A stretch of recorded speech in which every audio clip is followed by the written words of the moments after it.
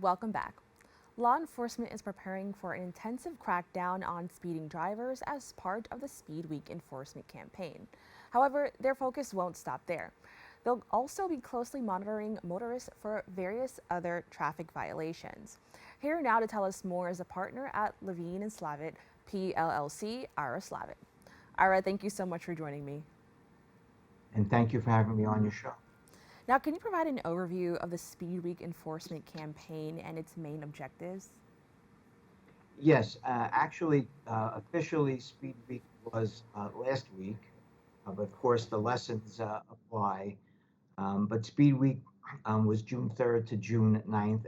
It's something that the state, it's a New York State program that they seem to do annually to up enforcement and visible enforcement so that the drivers are aware that it's going on, to try to limit speeding, but not just speeding, aggressive driving in general, work zone laws. There's a move over campaign, or move over law actually, which requires all drivers to either slow down or change lanes if safe whenever they're approaching a disabled vehicle of any kind. It doesn't have to be an official vehicle like that. So just to give you some statistics, speeding is in 2022, according to one study, 345 people died and 11,968 people were injured in New York State in speed-related crashes in 2022.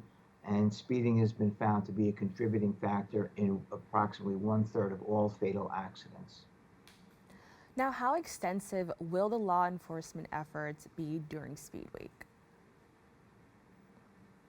They're very the idea behind it is to make to get the state troopers visible, so it keeps people top of mind, or it keeps speeding top of mind, because you know how it is when um, you're driving and you see someone in a marked car. You're always thinking. You take a look at the speedometer. You just kind of take a little self-awareness check to make sure you're not doing anything that could be a problem. And I think the more people become aware and self-conscious of their speed, that becomes very helpful to controlling the issue. Are there any specific areas or highways where the crackdowns will be more intense? That I think is top secret. Well, But that makes sense, yeah, because you don't it's want people to possibly know, right? So that makes sense. right, but it is a state program, and it's state troopers that are enforcing it. So if you're on, it would be more on a state highway, I would think, or the New York State Thruway. But oftentimes, I think when you have one agency sort of making stepping up their enforcement, it can lead to other local agencies like county police forces also stepping up their efforts. Now, besides speeding, what other traffic violations are state police focusing on during this campaign? So it's speeding, aggressive driving, the move over campaign, distracted or impaired driving, um, also vehicle occupants who are not properly buckled up. Actually, I've heard stories of people who think they're being pulled over for speeding, and actually the reason they've been pulled over is because a police officer or someone noticed that they weren't buckled. They weren't wearing the seatbelt as required by law, and that's why they got pulled over. Now, can you just elaborate on the potential consequences of these traffic violations? Just in the long run, but also, just with their life. A lot of this can result in death. So, can you just talk about the major consequences that come from these traffic violations? There can be criminal and civil liability. Criminal, could be, unfortunately, a negligent manslaughter, criminally negligent vehicular manslaughter. Civil, which is where I practice, there's accountability because you can sue and be compensated for um, your pain and suffering. Um, Sometimes somebody may not have adequate insurance, and so you run a risk if you don't have adequate insurance and you're driving recklessly. It doesn't even have to be reckless, just negligently. You could expose your own assets um, to collection. Also, just in a practical sense, in terms of the case ends up in court, We all learn the rules of the road when we learn how to drive. Well, there are certain rules and statutes that if you violate could involve speeding or an unsafe lane change. And the judge will essentially tell the jury that you've been negligent, and your lawyer might not even be able to make an argument to the jury, or an effective one, that you weren't negligent. So it's really important that the rules of the road be obeyed. Now, what legal advice do you have for motorists who may find themselves ticketed or involved in an accident during this campaign? Same advice as always. The consequences, I don't believe that the penalties are any greater this week. It's just that you may be more likely to be caught. So just like any other time, if you're in an accident, and I'm really just speaking more now of the civil side, which is where my practice is, you want to take photographs, as many photographs as you can of the scene of the vehicles. Try to take not just close-ups, but overall pictures so that you can use the pictures to help tell your story. Say as little as possible. Certainly don't admit that guilt or say that you're sorry.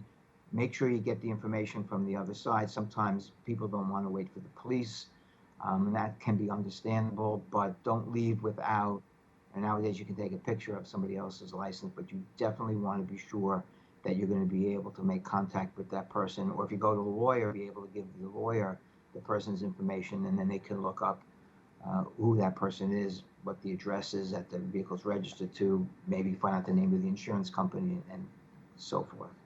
Now, I think this is. Also, Oh, I'm sorry, you can continue. one other thing, if you're on the victim end of this, if you're not feeling right at the scene of accident, seek medical attention, go to the hospital or go somewhere quick, because insurance companies, if there's a delay, like to try to argue, hey, it couldn't be that bad. Look how long, or maybe it didn't even have anything to do with the accident. Look how much time went by before they saw a doctor. Now, I definitely want to highlight the importance of the move over law. Can you just tell us, what that is and why it's crucial for motorists to adhere to it? The move over law is designed because there have been too many sad stories of, initially started when you would have like an emergency vehicle, like an ambulance or police on the shoulder of the road, and it could be either side of the road, and a car would come along and would strike the stationary vehicles and cause injuries and death. So initially, the move over law was only if you were driving and you saw one of those emergency vehicles, um, you would have to move over, slow down, change lanes if it's safe. The law was expanded just this year to now include any disabled vehicle. If you're on a highway and you come upon any disabled vehicle on the side of the road, you need to slow down and change lanes, move out of the way, unless it's not safe to do so. And first time conviction will be set a $275 fine and 3 points on your license. So, Thank you so much for sharing that and educating us on that. Now, in your opinion, how effective are these enforcement campaigns in changing driver behavior and improving road safety in the long term? well, just to give you some statistics, last year, 2023, during this speed week, uh, 20,000, almost 21,000 total traffic tickets were issued, including 10,500 for speeding, about 500 for distracted driving, 375 violations for that move over law. So that is an important law to be aware of. And 172 people were arrested for drunk and impaired driving.